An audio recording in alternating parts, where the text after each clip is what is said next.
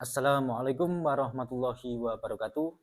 Di kesempatan kali ini saya akan mengulas sedikit tentang fosil Gallikelor karena kebetulan ini juga saya perlu menjawab pertanyaan dari sahabat subscriber atas nama Budiartono.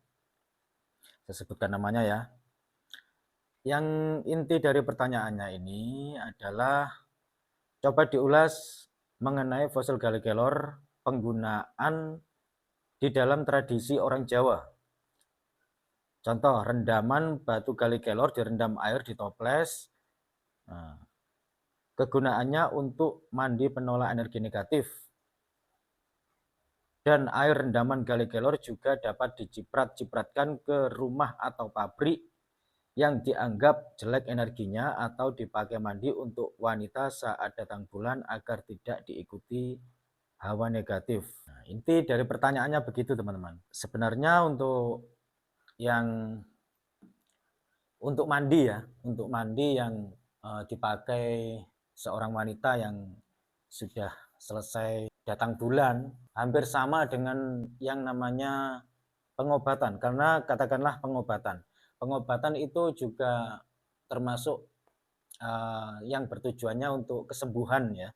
Untuk kesembuhan tentunya selain kita mengobati dari segi medisnya, kita juga berharap untuk menetralisir energi negatif yang menyebabkan sebuah penyakit yang bersarang di dalam tubuh kita, sehingga merambah ke penyakit atau bisa dikatakan lama-kelamaan mengendap menjadi medis. Itu boleh dibuat mandi, atau untuk wanita yang sehabis datang bulan, kalau untuk jenis gali kelor yang dipakai untuk mandi agar ternetralisir, tidak tertempel atau tidak terpengaruhi energi-energi negatif, itu sebaiknya selain kita memakai mandi dengan gali kelor, sebaiknya ditambah dengan misik putih.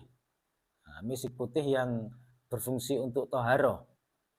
Karena di dalam agama itu juga dianjurkan untuk wanita yang selesai datang bulan, itu sangat dianjurkan sekali untuk memakai misik putih yang dipakai, ini lebih tepatnya dioleskan di bagian selangkangan. Itu untuk toharoh, untuk menyempurnakan proses ritual pembersihan pada diri seseorang wanita yang baru selesai datang bulan menggunakan gali kelor, bisa ditambah dengan minyak misik putih. Intinya begitu, akan lebih sempurna teman-teman ya. Dan untuk pertanyaan yang berikutnya, yang isi dari pertanyaan tersebut itu menyangkut pada energi negatif pada sebuah tempat, entah itu tempat usaha, pabrik, dan lain sebagainya tadi.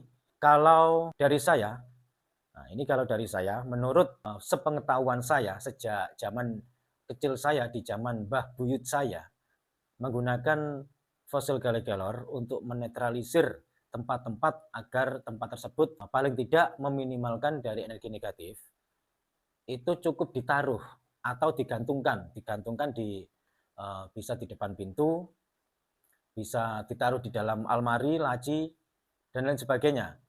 Utamakan untuk menaruhnya itu berada di posisi yang agak sedikit tinggi ya. Kalaupun laci lemarinya agak tinggi boleh, akan lebih baik lagi di tempat yang terbuka, seperti di atas bufet, di atas lemari, atau di atas gawang, dan lain sebagainya.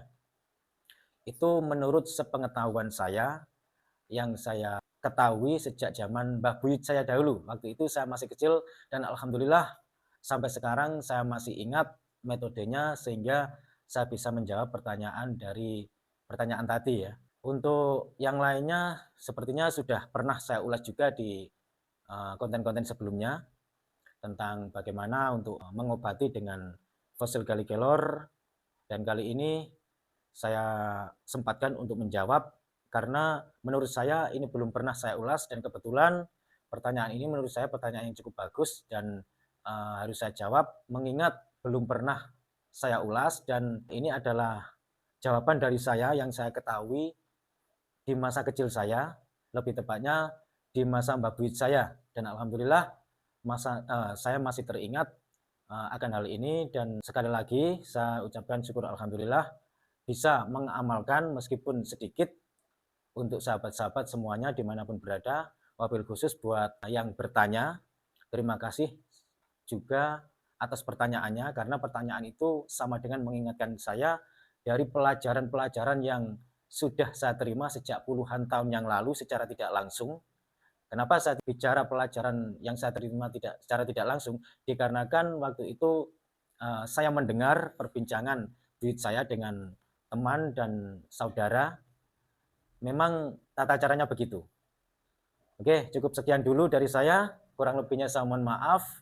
Apabila ada yang berkenan untuk melengkapinya, saya persilahkan di kolom komentar. Di sini kita semuanya sama-sama belajar. Wassalamualaikum warahmatullahi wabarakatuh. Rahayu, rahayu, rahayu, salam budaya.